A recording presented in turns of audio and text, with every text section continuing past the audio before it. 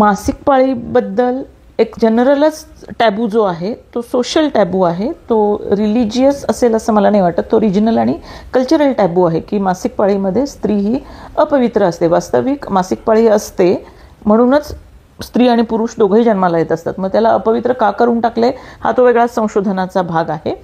पण मासिक पाळीविषयी ज्या हिंदू समाजात किंवा ज्या जनरल समाजात आपल्या अवतीभोवती ज्या अंधश्रद्धा पाळल्या जातात होत्या असं म्हणू, कारण अलीकडे आपलं लाईफच इतकं स्पीडी झालेलं आहे, ते मुस्लिमांचं असो किंवा इतर कुणाचं असो, की या सगळ्या पाळायला कितपत वेळ मिळतो हा वेगळा विषय आहे.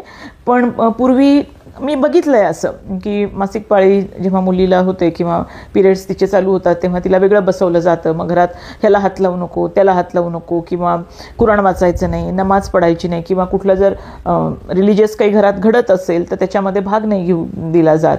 ह्या प्रकारच्या अंधश्रद्धा पाळल्या जातात. किंवा मासिक पाळी जेव्हा पहिल्यांदा येते तेव्हा मग तिचं ते काहीतरी 5 दिवस तिला ते वेगळंच बसवून ठेवतात, मग नवे कपडे घेतात, मग ते 5 फळं भरून तिची ओटी भरायची, म्हणजे आता ही बाई मुलगी रिप्रोडक्शन करायला सक्षम झाली अशा प्रकारचा तो एक सांकेतिक विधी.